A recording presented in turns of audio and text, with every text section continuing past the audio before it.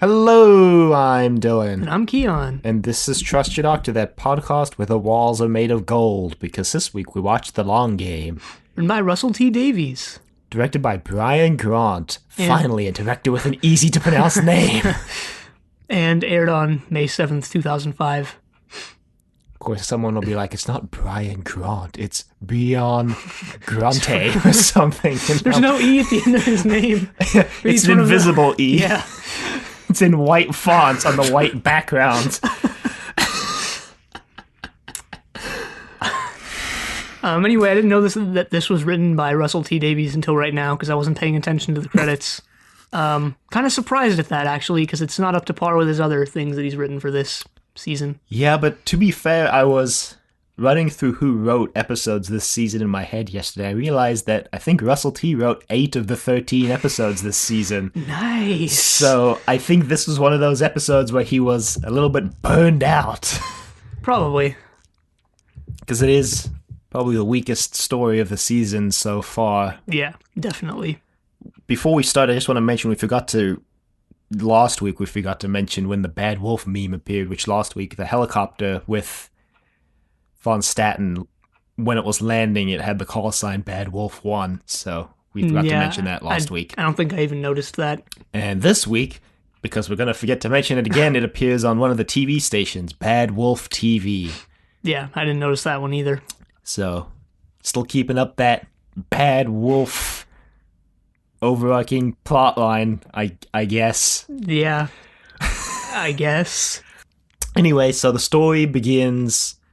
The Doctor lands and he comes out of the TARDIS with Rose and he tells Rose all this information about where they've landed so Rose can impress Adam. I don't think that's why he tells her. I think she just uses it in 2 seconds. It seems like that's what's happening, though, because the Doctor stands in the background when she's talking with Adam, smirking. I mean, maybe, yeah. There's all these snide comments about how Adam is Rose's boyfriend and stuff. And I seriously thought they were trying to set up like a love triangle kind of thing, but thank God that turned out not to be true. But anyway, Rose is really bringing back that classic Doctor Who companion thing of, what the hell is the companion wearing? Just wait until... I can't remember if it's next week or the week after, although I think it's the week after, where she wears a Union Jack shirt. No, it's next week. I remember now. It's next week. She wears the Union Jack shirt. And the week after, she's still wearing it, but they're in World War II. I think might be World War One. But anyway. I think it's 2. We'll find out when we get there, I suppose. It's 2. Yeah, it's 2. Probably is. You're probably right. So, yeah, she's wearing like a salmon-colored jacket. With the collar, like, not centered and, like, flipped up. And she's got her hair in, like, a really high ponytail, I think, if I remember correctly. That might not be for the entire episode, though. And, yeah, so I think the most, what the heck aspect of it is the color. I'm not sure who looks in the wardrobe and goes, yes, salmon, that's the color I'm going to wear today. Rose, apparently. Anyway, they're on a space station. That's what the Doctor mentions, and what Rose mentions, I guess. Yeah, in the year 5,000 or 2,050,000? Sometime really far in the future. They go to this viewing platform, which looks exactly like the set from the End of the World.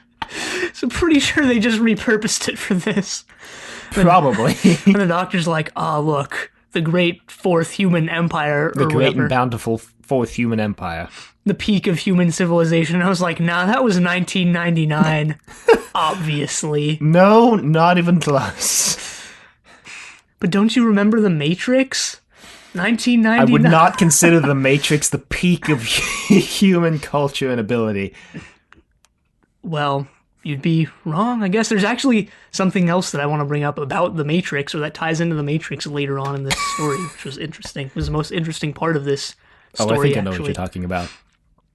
So they're wandering around the space station, and the Doctor gives Adam a hacked ATM chip. He's like, here, don't spend it all in one place or something like that. Although later you find out he has unlimited money.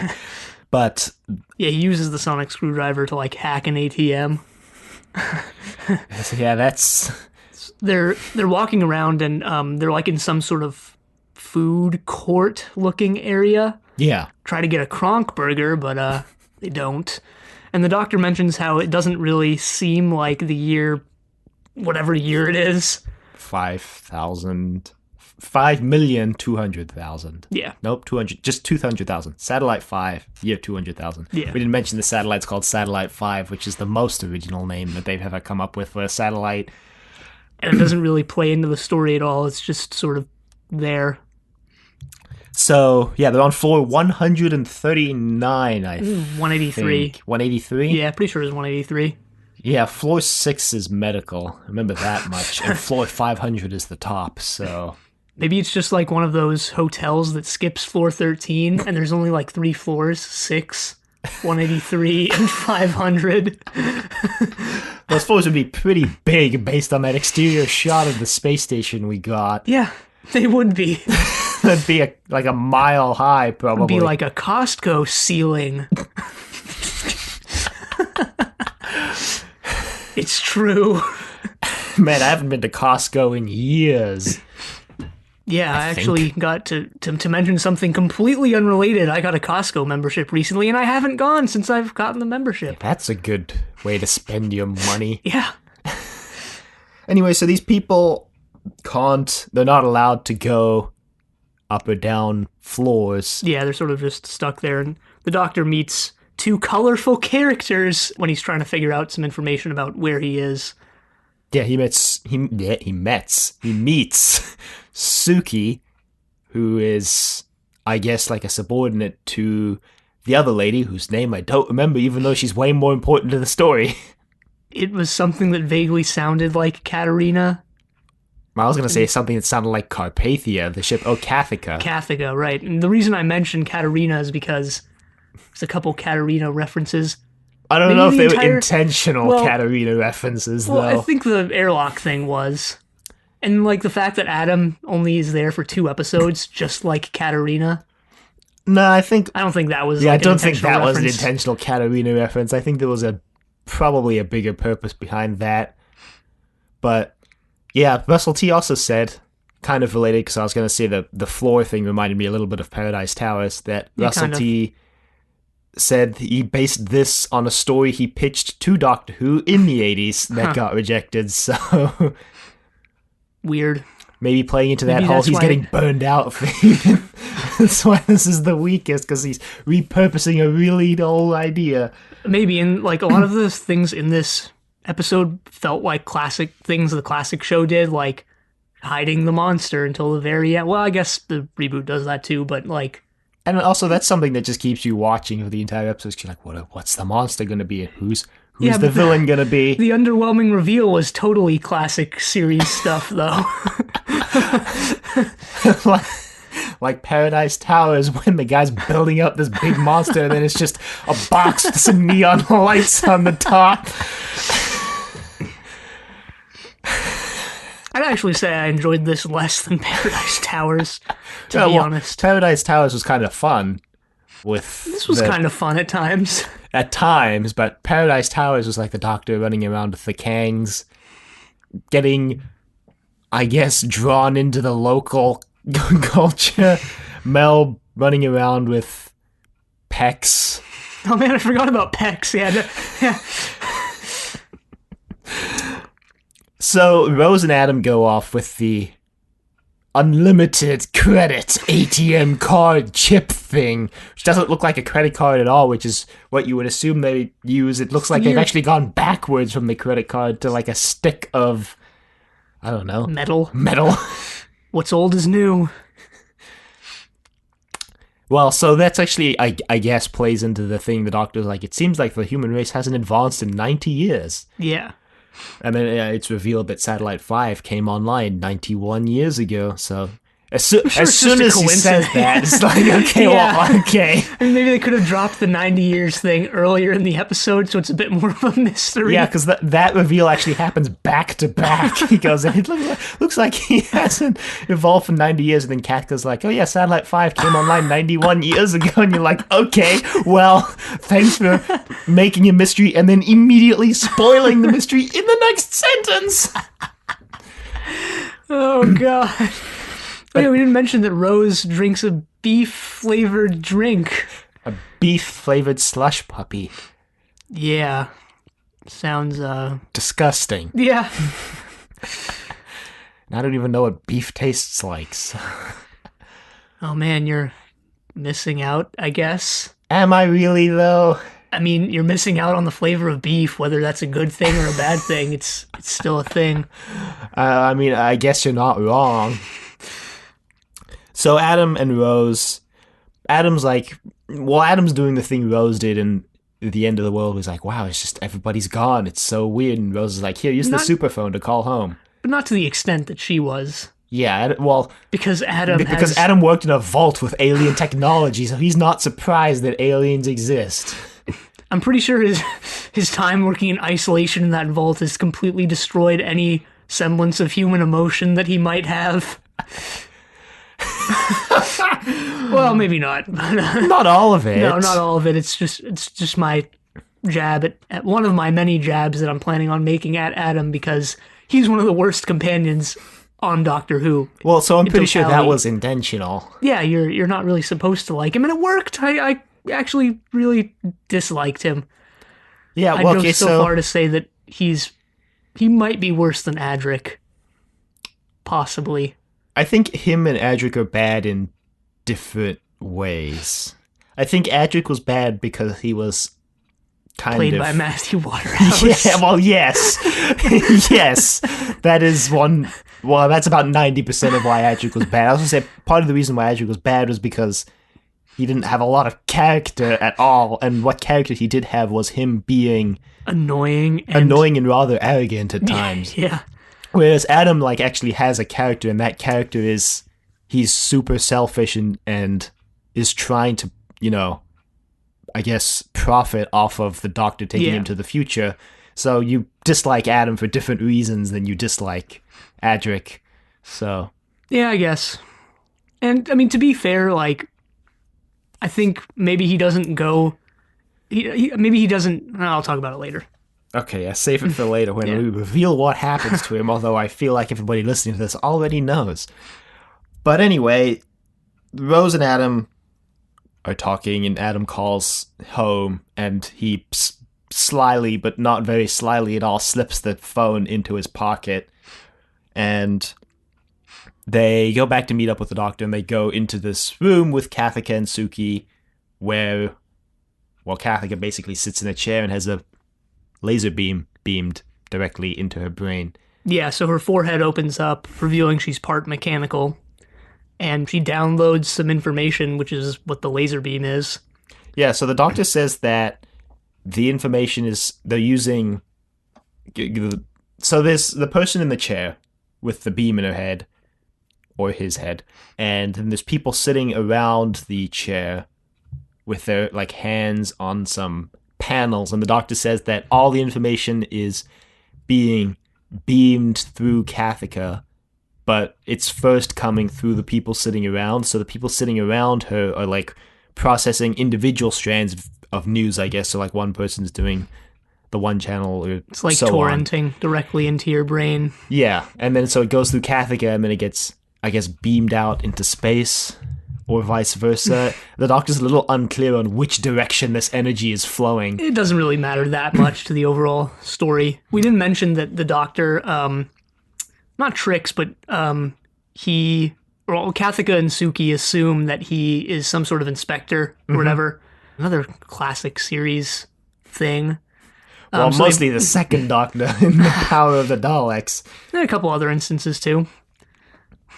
Yeah. Helicon Prime, but that was a second Doctor audio, so yeah. There are a couple other instances too, I think. But then they go, this is the beaming stuff is all on floor, whatever it was on. Yeah, they're I still guess. on the floor that they were on, because they're not allowed to go to other floors. This is just like a room off the side of the food court, I You guess. sure? Didn't they go up like a floor or two? No, because Kathica says later on that she's never been to any floor except the one she's No. on, and she went to medical when she first arrived to get the mind spike put in. Oh That's the yeah, only other yeah. floor she's I ever guess been I to. do remember that. Yeah.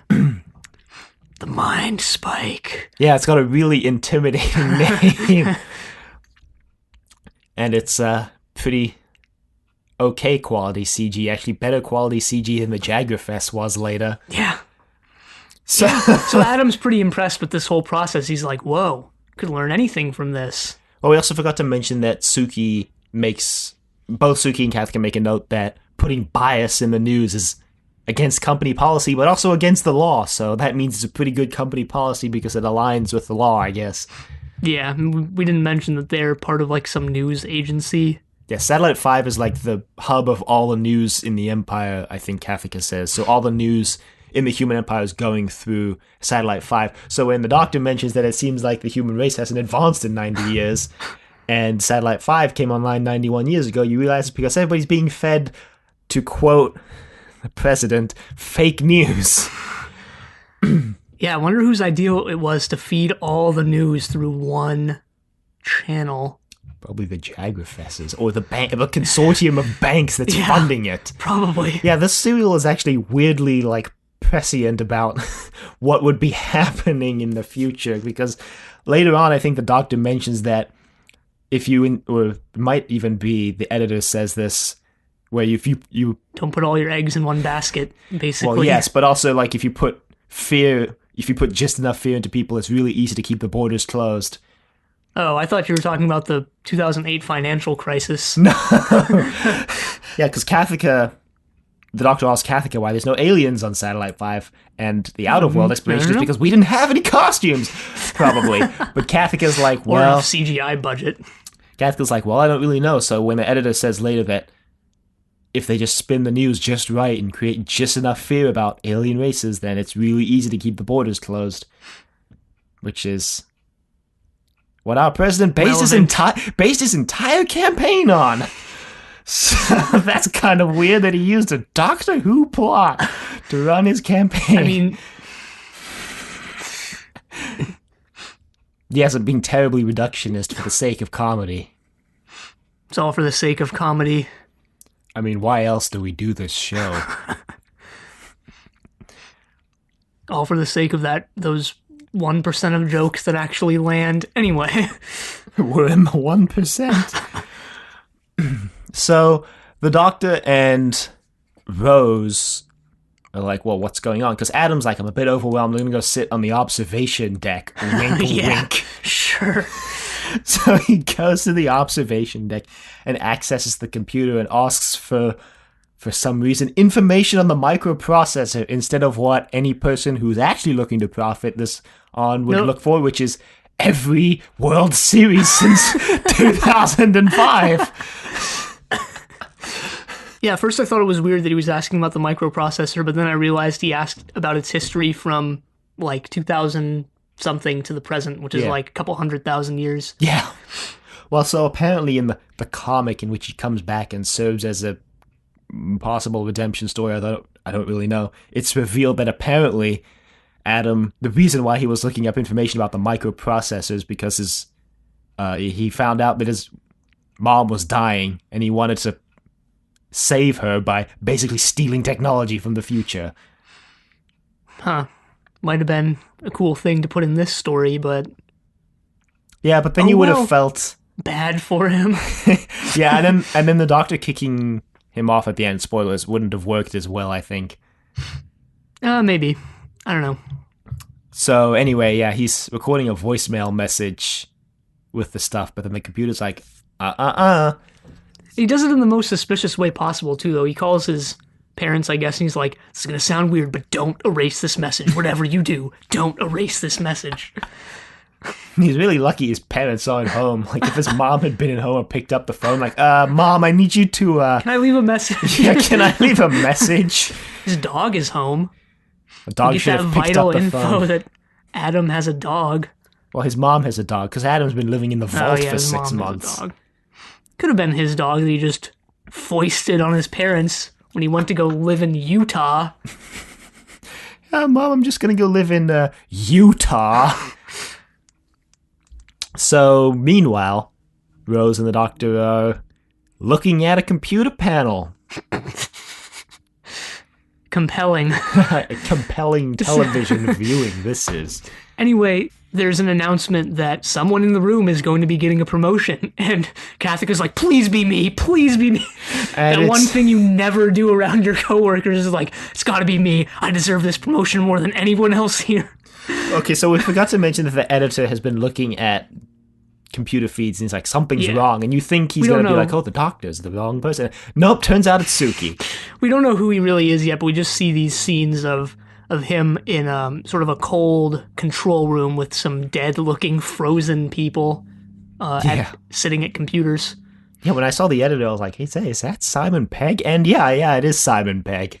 I don't even know who that is. He's way bigger than Doctor Who now. Acts in movies and writes movies. He plays Scotty in the Star Trek reboots. He wrote the most recent Star Trek Beyond. So it was kind of weird seeing him in Doctor Who, although he is a British actor, so one of Britain's 5 actors. Yeah. Just kidding. I mean, even Benedict Cumberbatch's mom was in Doctor Who in the classic series. We never mentioned that because I forgot, but yeah. God. Although Benedict Cumberbatch hasn't been in Doctor Who yet, so... Yeah, he's too busy being in garbage like Sherlock and Doctor Strange. Too busy being in basically every Hollywood movie that needs an upstanding, high-class British person. He's a good actor, but he's in bad movies. Or bad things, in my opinion. Not all of them are bad. Imitation Game was pretty good. Well, the only ones I've watched are Sherlock and Doctor Strange, so I'm just going to say that all of them are based on those two. I see you have a pretty small sample there. It's big enough. No, I don't think so. There's a first-year statistics student somewhere cringing at that. So, Suki gets promoted to floor 500, and Kathika's all upset about this, and the doctor's like, you really want to go to floor 500? He's like, yes, the walls are made of gold. You should know. You're from management. Doctor's like, and Kathika's like, you're not really from management, are you? He's like, wow, clever. He's like, it doesn't really matter where I'm from. I'm kind of curious about what the heck's going on floor 500. Meanwhile, on floor 6... Yeah, Adam. Well, I think he's locked out by the computer or something because he doesn't have a chip installed, so that's why he goes down to floor 6. The medical bay, medical non-emergency, I think they call it, to get computer thing interface installed in his brain. Yeah, so then the lady's like, we also do mind spike installations here, and he's like, I don't think I can afford that. And she's like, you have unlimited credit. And he's like, Yeah, he's kind of hesitant to get this panel in his head that opens up, I think. Yeah, but it seems pretty clear from the questions he's asking that he's hesitant not because he doesn't want to steal tons of information. He's hesitant because he thinks it's going to be painful and he thinks it's going to be weird. Yeah. Or maybe, I just thought of this, and maybe I'd have to go back and watch it to be sure, but maybe he's just playing that he's hesitant. Maybe. Because she thinks he's a student from Mars, which is supposedly like the Boondocks, so he's not really supposed to know any of this, maybe. Those backwater Martian colonists. Those ice warriors. Oh, yeah. Wait a minute.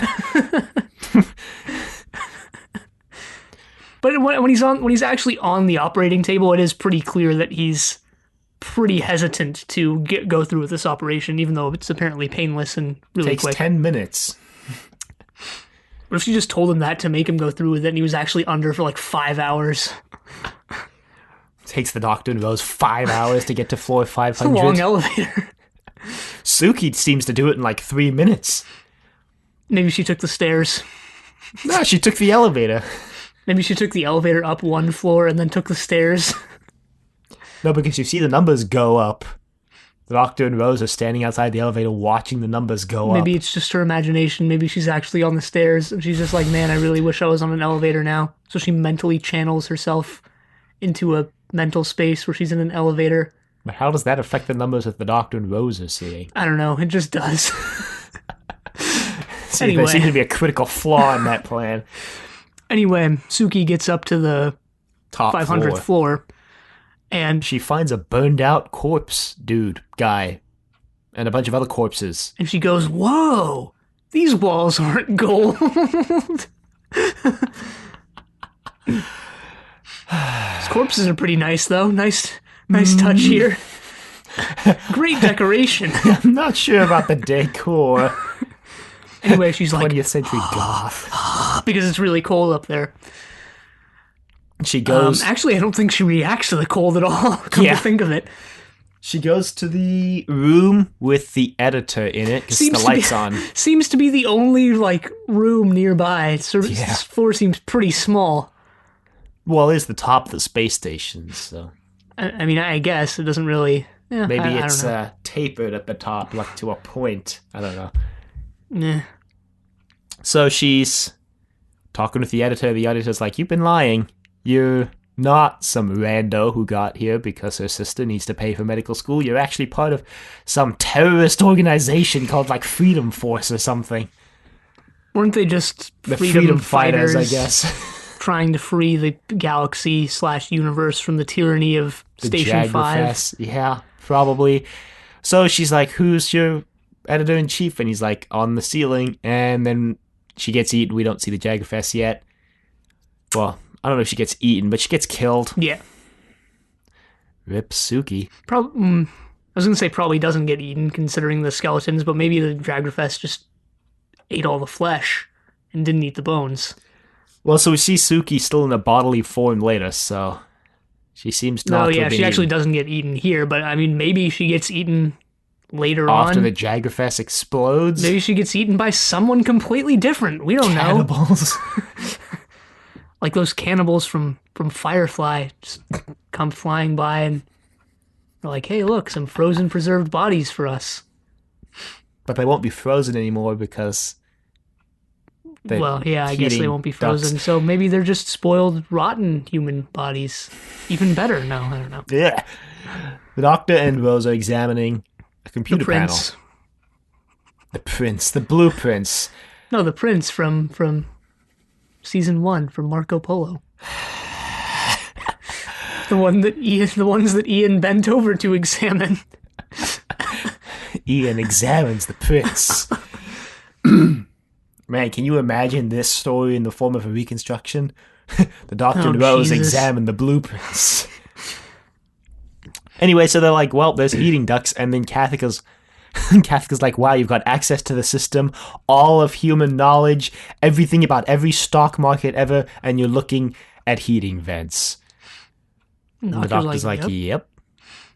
See, they're all channeling heat away from something that's extremely hot right at the top of the station. Don't you want to know what's up there?" And Kathika's like, "Nope, no thank you. Keep my name out of it." Yeah. Well, I mean, I don't think I thought of this when I was watching the episode, but looking back, it's kind of interesting how the Doctor accesses all this information and then just uses whatever he needs to sort of save the day, I guess, whereas Adam accesses it and is like, cha-ching, like dollar signs in his eyes. Yeah, I guess that's an interesting parallel between, well, not parallel, but kind of a parallel, an anti-parallel between them, that Adam uses it for selfish purposes, whereas the Doctor is selfless about it. Yeah, and I mean, I've never been the biggest fan of the Doctor being completely selfless and this upstanding person, but I think it works here. Maybe because the Ninth Doctor really isn't that as selfless as a lot of the other Doctors have been. Yeah, well, I think so. The Doctor's never been purely selfless. I think he tries to be selfless. He's been almost completely selfless throughout the entire classic show. Yeah, but I think most of the time. I think most of the characters, though, he's trying to be selfless, and then he doesn't always succeed in doing so, and sometimes the things he does to quote-unquote be selfless are selfish sometimes, like the Seventh Doctor did to Ace in The Curse of Fenric, kind of destroyed their friendship to save the world. That's pretty selfless. But then didn't really destroy it. Yeah, so. then Ace was like, "Well, I understand why you had to do that." And the Doctor's like, "Well, thank God you understand. That would have been really awkward if you didn't." Anyway, the Doctor and Rose decide to head up to floor 500. Adam goes through with the operation. Yeah. Unsurprisingly. We get some of the most attention to detail Doctor Who has ever shown, because Adam's fingers. So the little opening has like 4 things that open, 4 little, one on the top, bottom, and the sides. They like open up. Yeah. They're like metal. So Adam actually runs his finger over one of them, and it gets pressed down against his head and then pops back up.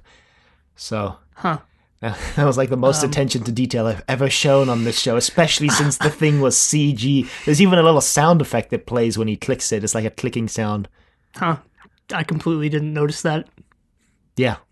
Pretty You should interesting, go back. though. It's I'm not going to really go back small, to this episode. but I'm not going to go back for that, of all things.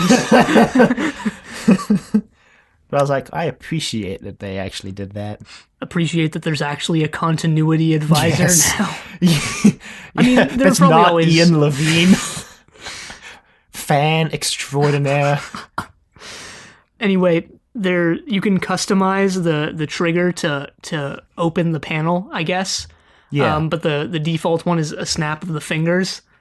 So that's what it is for Adam right now. Is every time he snaps his fingers, the panel opens, and if it's open, it closes. Yeah, the doctor lady doesn't really explain how to change the setting, Yeah. which would be really helpful for Adam when he gets dumped on Earth at the end. So that kind of sucks. Anyway, the Doctor and Rose, the editors realize they don't belong, so he decides to give them the access code to come up to floor 500 because he wants them to come up, and Catholic is like, no, thank you. Yeah, the Doctor and Rose know that it's sort of a trap, or that they're being led up to the 500th floor. Every time. Actually, it probably hasn't been every time, but... Yeah, but they go anyway. Yeah. Because they want to know what's going on, obviously. So they get there, and the editor's like, you guys don't belong. Who are you? And then at that moment, Adam decides to jack into the Matrix. The reason the editor says that is because he's been trying to scan them on the computer, and it's been giving this response, I think, not a person or nobody or something like that. Because the editor's like, who are they? And the computer says nobody because they have no record of them existing anywhere in the human empire. Yeah, and the editor's like, that's impossible. There's no way someone could have no records. Yeah. And then Adam jacks in and they read Adam's mind, and the editor's like, oh, you're a Time Lord. Lost of the Time Lords. Apparently the Doctor reveals to Adam that the TARDIS can go anywhere in space and time and not just say to the future. Well, yeah, that's the thing about this episode, is especially at the end, is that, in between Dalek and this, I would assume that the Doctor sort of gave Adam a rundown of what's happening, and also told him, like, hey, don't mess with stuff, and you're not here to earn a profit or influence the past. Would be kind of integral to the end of this story, so I'm just going to assume it happens off screen. Well, or the Doctor never even gave that talk to him, because I think next week is like the first time the Doctor says to Rose, hey, we're not supposed to change certain events in time, and Rose does it anyway. Yeah, well... As the preview gives away. Well, even just watching the preview, she already has a better reason to do it than Adam. I mean, if you discount the whole he was doing it to save his mom thing, which I guess came later and probably wasn't even floating around as an idea at this point. Yeah, I don't think it was floating around as an idea right now. Anyway, so the editor is like, since you're about to die, I think I'll reveal my master plan. Well, it's less of a quote-unquote master it's plan. less of a this is the master plan and more of a this was the plan that was put in action 91 years ago. I've waited 91 years for this day. No, actually, the editor is just a pawn for the Jagrafess, who we're introduced to now. Yeah, apparently the Jagrafess is... Okay, wait. Pause. Everybody hold up here. Because the reason why the Jagrafess is doing all of this is because the Jagrafess, I guess, just needs somewhere to live. But that doesn't explain why the Jagrafess needs to basically brainwash the entire human race. Every single one of them, probably upwards of 100 billion people spread across the galaxy, because the Doctor says the fourth great and bountiful human empire was like the biggest one. I think he does say 100 billion people at the beginning of the episode. It was just a blind guess. Yeah. So. Anyway, doesn't mean that the Jagrafess has to brainwash 100 billion people just to live in the top of a space station. No, but it does it anyway. And it's the effort that counts. The editor says there's a consortium of banks that are paying for all of this. Yeah, because we didn't explain. They've been making mention of how hot it was on the every floor that's not floor 500, I guess. So the station has been channeling heat from floor 500 to every other floor, and it's because the Jagrafest needs super cold environments to stay alive. Yeah. So yeah, that's why. Kathika's watching all this from the sidelines. But I just want to go back to the point that the banks are actually okay with this. The banks are funding the Jagrafest, brainwashing them. Just want to point that out as well. And the editor, by the way, is only doing this for the money. Maybe there's some critical point that we missed in all this. Because, yeah, I really don't have an answer to any of those questions. Maybe there is something we missed. I just don't see why the Jagrafest is brainwashing the entire human race. I guess to keep its existence a secret. I mean, but even then, like, you would only need to brainwash the people on the station. Unless, I think maybe the editor makes a comment like, fear is good for money or something like that. So it's the consortium of banks is making bank. Wow. On this brainwashing scheme they've put into place. I'm not entirely certain, to be honest. Well, I think they mentioned that the Jagrafest's home planet is like either destroyed or no longer inhabitable or something. Yeah. Which doesn't mean that it has to go through with this entire scheme, but I guess that's why it's not living on its home planet. Although, you know, all credit to the Jagrafest actually works for 91 years. Then again, the Jagrafest lives for like 5,000 years, so that's probably like the blink of an eye to it. Yeah. It's like, how long is Jagrafest lifespan? Oh, like 3,000, 5,000 years. And the doctor's like, you'll be dead like in 20, Mr. Editor Man. The editor's like, it doesn't matter, I'll be rich. Maybe the reason why we don't know what's happening is because it was all explained in like the final 10 minutes of the episode. They were like, we gotta wrap it up, guys. Doing that classic thing of waiting till the end. Doing that robot thing where they just drive by and dump a chemical on. I mean, basically, because, okay, so the resolution is Kathika goes into takes the place of the burned out body on the 500th floor and overrides the safeties. And apparently, the space station has the most bizarre design choice, because apparently only one mind spike can be active at a time because Kathika's overrides atoms, and that doesn't really make sense because this is a 500 floor space station. Maybe that is just more proof that it's only 3 floors. Maybe that was part of the entire scheme to control the population. To lie about how many floors it is? Yeah, maybe there's not even 100 billion people. Maybe there's like 10 billion. 10. Just 10 people. 10 people on Satellite 5. Oh yeah, the face of Bo is expecting kids, apparently. Yeah. Anyway, they save the day. Yeah, Kathika like overrides the... Kathika can apparently control the space station from her mind spike, so she overrides the ventilation system. But yeah, the editor put Adam on the screen, which is how the doctor found out that Adam is beaming information back in time thanks to the superphone he gave Rose. Yep. So he's like, not cool, Adam. Not cool. Yeah, he's doing a lot of parallels to Back to the Future Part 2 here. Marty's like, I'm gonna take this sports almanac, and Doc's like, not cool, Marty, not cool. And then Biff's like, I'm gonna take the sports almanac. So they drop off Adam inside his house. Yeah, Adam's like, wait, what are you doing? And the doctor blows up the answering machine with his sonic screwdriver. Throwback to, what is it? Was it the Sea Devils, where the doctor's blowing up those mines in the minefield so they can run through it? I think it was the Sea Devils. I don't know if it's a reference to that. I don't think it's a reference to it. I'm just saying it's kind of like that. He's blown up other things with the sonic screwdriver, if I remember but the correctly. mines were the first thing I thought of. Well, we didn't mention that Adam called his parents again and left a message of white noise, I guess, of brain spike energy. Yeah, which he was planning on decoding when he got back to his own time to make a fortune off of it, I guess. Not sure how he planned to decode it, since it seems like you need to have the information beamed directly into your brain to decode it. Maybe you can do it by sound too. Who knows? But maybe that's a problem he was going to solve later on. Yeah. Well, it's a problem he doesn't have to deal with now that the doctor's completely ruined his scheme. Adam's like, I'm sorry, and the doctor's like, you went too far, Adam. He doesn't really look sorry either. So. Yeah. He's like, please take me with you. And the doctor's like, no. No. Yeah, It's the doctor's like, "Come I on, only Rose." take the best. And I'm like, did you really take the best when you took Katerina? Well, Katerina kind of just snuck on, but Adric? Was Wait, Adric actually also snuck on. Yeah. Wait a minute. So all the non-best people snuck Dodo? on. Dodo didn't sneak in. Well, She Dodo just sort of ran on. barged in. The doctor was like, I guess we're going. Because Steven then runs in. It's like, we gotta go. The police are coming. Yeah, who did he choose to come with him? Rose, for sure.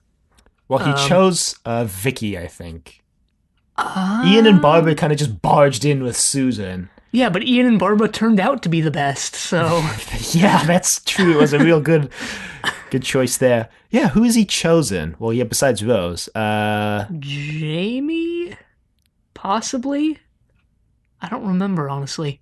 I think he chose Ben and Polly. For sure. Because it was at the end, they were like, oh, Dodo's gone. Or actually, I guess he didn't choose them because They they were just like, walked yeah, in. they just walked it.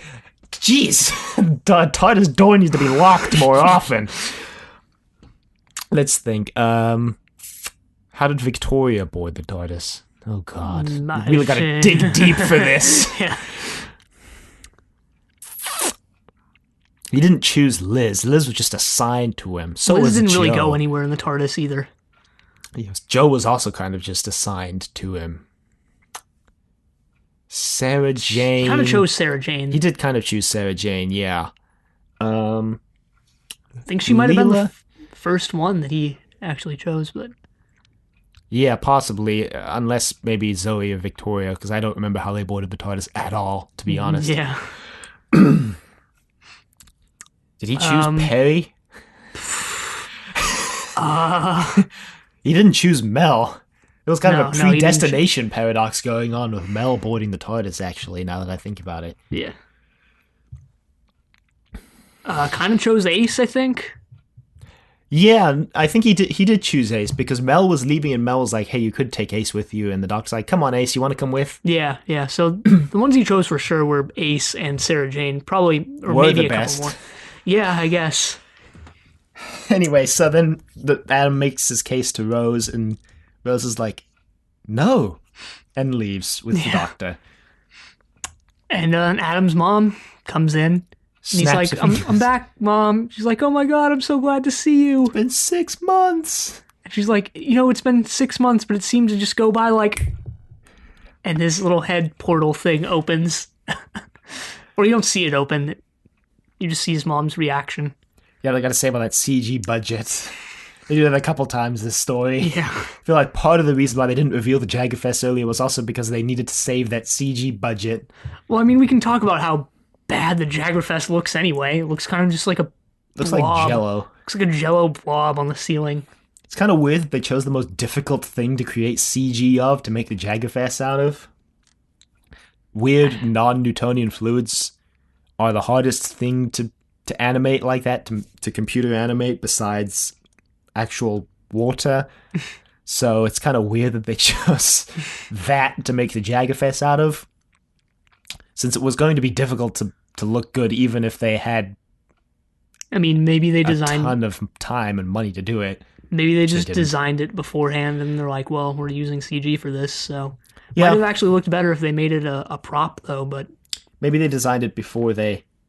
knew what they were doing. I was going to say maybe they designed it before End of the World was blowing all of their budget for the season. So I guess we should talk about Adam. Yeah. Well, yeah. Kind of a retrospective, but not really, since he was here for like a week, although I think we gave Katerina a brief retrospective as well, so... Kind of an interesting character, I guess. Yeah. Yeah, I think so. I've read some people blame Adam's departure on the Doctor because they think the Doctor neglected Adam, but when you watch the story, it seems really obvious that Adam is just playing them, because at first the Doctor sends him off with Rose, so it's not like he's ditching them. He's sending them both off to go have their own adventure. But then Adam's like, "Yeah, I'm just gonna go over. I'm gonna go over here," and it's not like the Doctor can just be like, "No, you're coming with us." Well, I think it's that the Doctor's kind of jealous of Adam because he's like a human around Rose's age, and there's that obvious sort of love subplot or romantic subplot between Rose and the Doctor. So that's Yeah, probably why he's making all these snide comments like, "Oh, why don't you go on a date with Adam?" or whatever he says.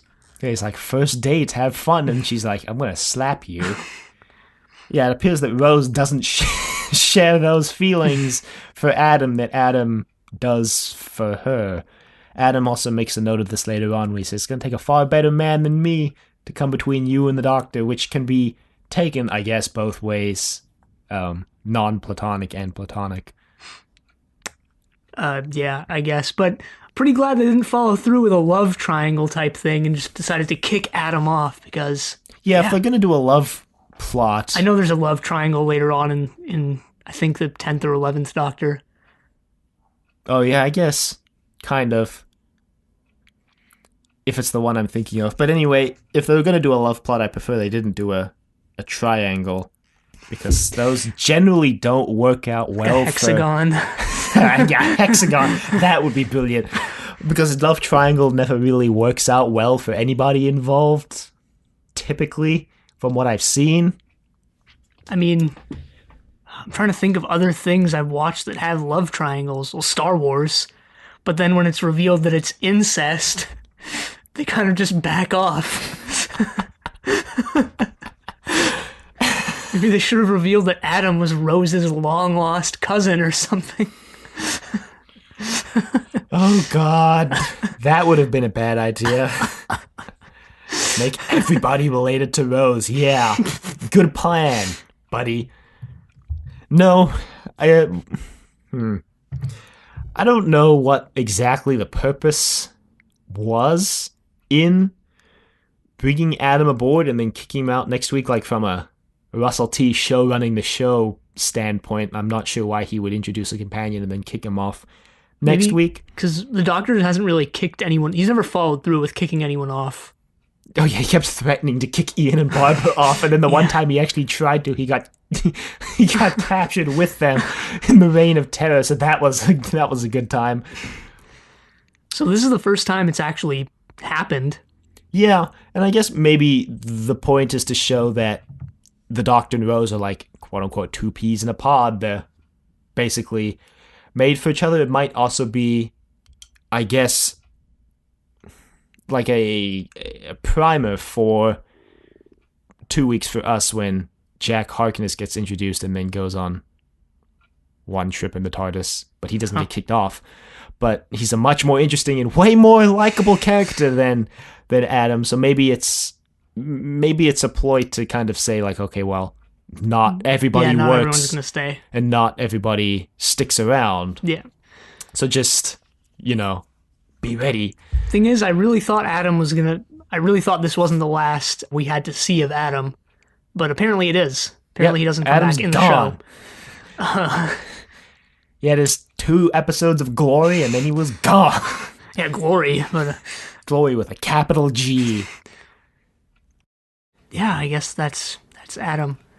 But another thing, I could have mentioned this earlier, but one of the most interesting things probably the only interesting thing in this story to me, and this was the Matrix sort of reference. It's not an intentional reference, I don't think, but that I was talking about earlier was the editor mentions how they've enslaved the entire human race or whatever. Or I think he poses the question like, if you don't know, are you really a slave? Yeah. If you don't know you're a slave, and the Doctor says yes. Immediately. He immediately says yes, and according to the Matrix, that's true because they're slaves to the machines, Yeah. right? Even though they don't know. But I mean, according to some, well, I don't know if these are literary theorists, but there's a lot of theory and ideas out there that would suggest no, if you don't know you're a slave, you're not a slave because, well, I forget who writes this, but there's this extremely famous like principle that's mostly used in like African American studies. Well, not African American studies, but like Black American literary studies, called the chattel principle, which says that it's more than this. gonna get it 100% right, but it says that, well, part of it is that slavery is based on the fact that the slave knows he or she's a slave. And there, you go back and you read these slave narratives from the U.S. from like the 1800s, and if you read them like through the lens of the chattel principle, there's all these things that stick out. Like, and I'm forgetting who writes this one too, but the first slave narrative published in the U.S. By a woman, or that was written by a woman. There's all these distinctive things near the beginning where she says that like for her first 6 years she didn't know she was a slave. So, but then when she found out she was a slave, slavery got between her and her identity, so it blocked her off from her identity. But before she knew she was a slave, she didn't experience that. She didn't feel separated from her identity. It's kind of hard to wrap your head around, but that to me, and there's other stuff too. Also, like in the narrative of Frederick Douglass and some of the more famous ones. Yeah, I guess that to me sort of suggests like if you don't know, you're not a slave if you don't know you're a slave. I guess it. And I mean, there's distinct like, or there's well, not distinct, but there's like explicit things that are like, yeah, slavery is based on the slave knowing that they're a slave.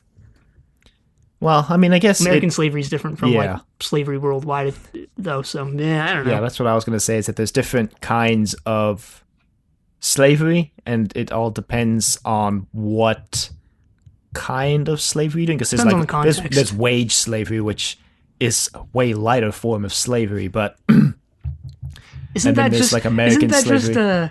That's not actual. That's just a term, right? Like, oh man, I'm such a wage slave. What I know, yeah, but might be an actual thing. And slavery is obviously was different. But I think whether or not you think that you can be a slave if you know it. Sorry, I got that backwards. Whether or not you can be a slave if you don't know you're a slave. I think the reason why the Doctor immediately answers yes is because he's so adamant that everybody should be given a fair shake of the stick, so to speak, and that even if you don't know you're a slave, but if you are enslaved and you don't know you're a slave, to the Doctor that still means, through his lens and through his experience, I guess, yeah, that means you're a slave because you're being taken advantage of, I guess. Yeah. I mean, I guess if you just look at it from like a pure like definition standpoint, like yeah, obviously.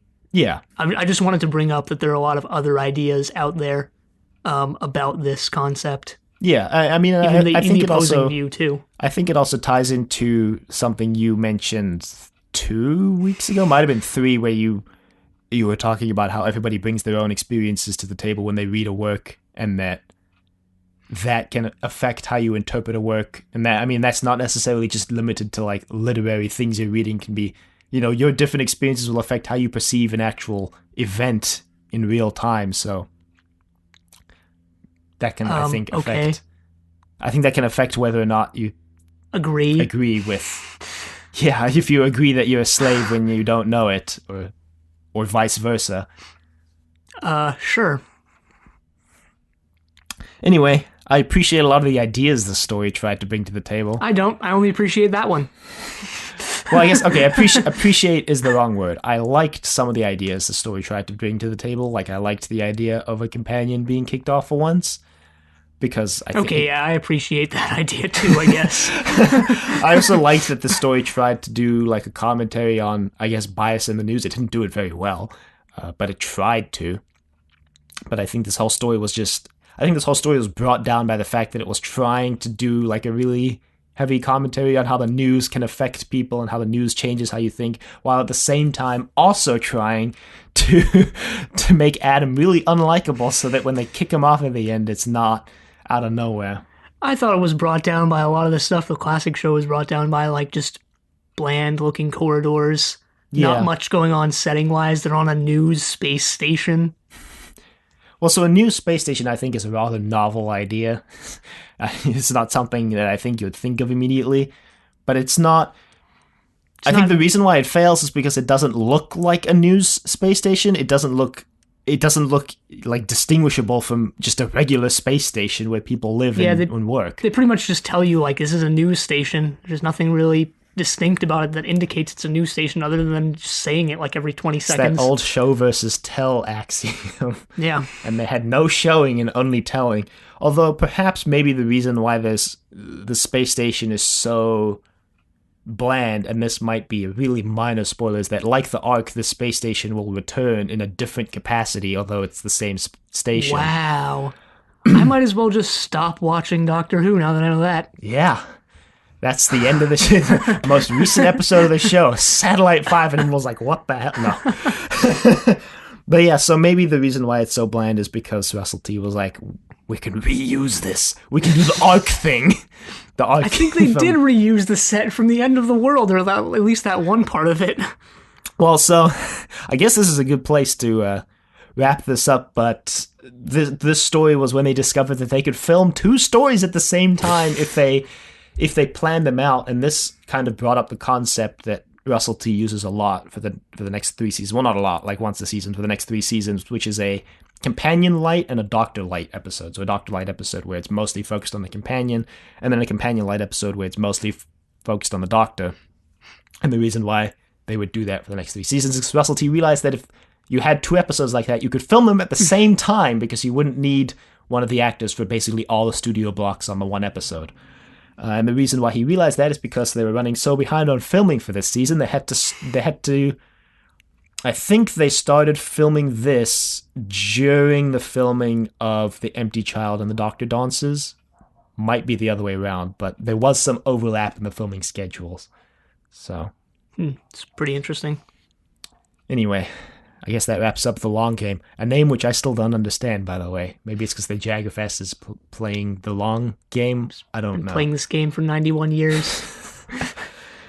Anyway, email us at thedoctordecadvegetable.com. Questions, comments, concerns, angry rants, love letters, your thoughts on the Jaggerfest, which also has a really long name like the Slitheen, but it always just gets shortened down to one word because nobody wants to remember those garbage long names.